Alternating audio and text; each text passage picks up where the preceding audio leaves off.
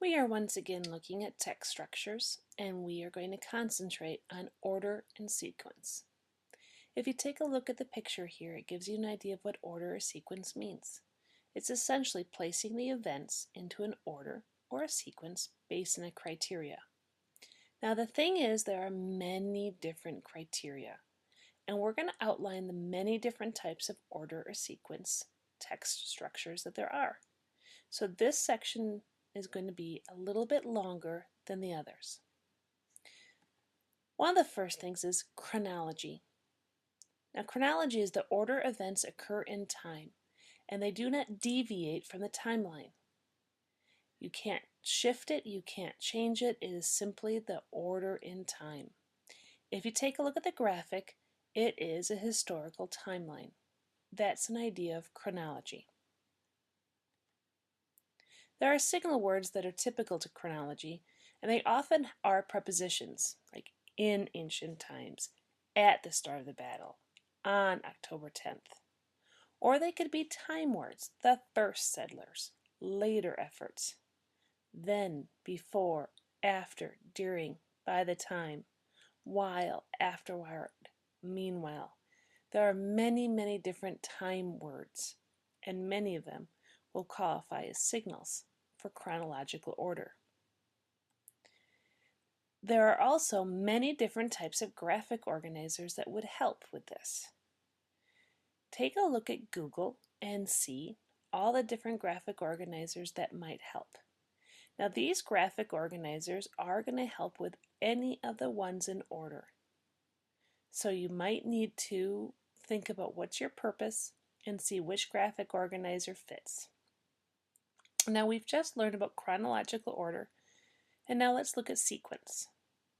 Sequence is a little bit different. Chronological order cannot deviate from a timeline, but sequence can. Sequence can tell and order events in the way it needs to be understood.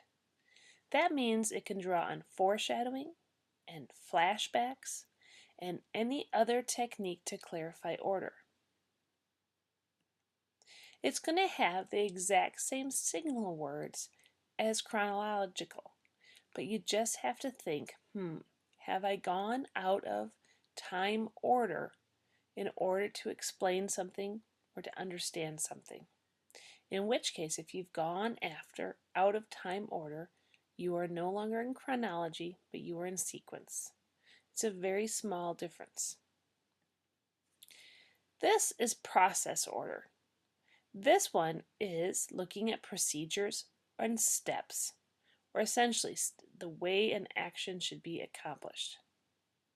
This graphic is a company talking about what happens when there's a customer inquiry. These are the steps that should be taken.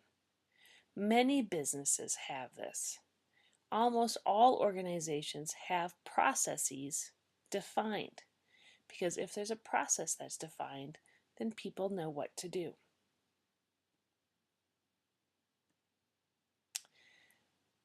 There is also the order of importance. In the order of importance, everything is organized based on priority, preference, or status. I want you to take a look at reduce, reuse, recycle. In reality, reduce is the most important there. If you reuse something, yes, but we've still gotten those resources. And if you recycle them, we've gotten those resources and then we've had to put energy into recycling them.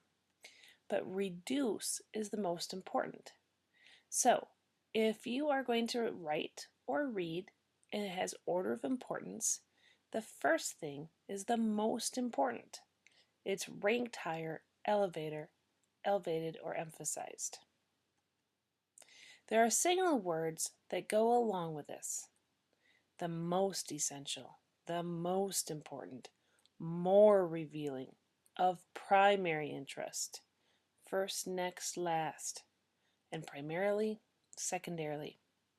These are among the words that will convey order of importance as a structure.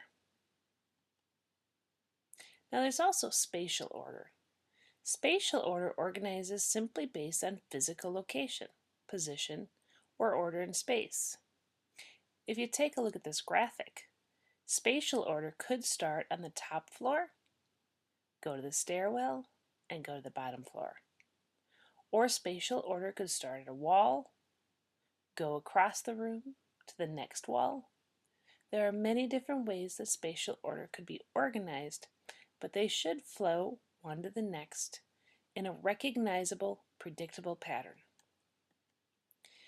Accordingly, the signal words that go along with this tend to be direction-oriented. Left, right, center, upper, lower, mid, outer, inner, beneath, above, beside, next to, internally or externally. All of those convey spatial order.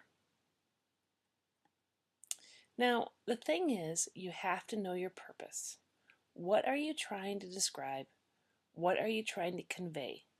And based on that, there's a purpose that will fit you. All of the ones about order and sequence have a specific purpose in mind. You have to know it as a writer. You have to recognize it as a reader.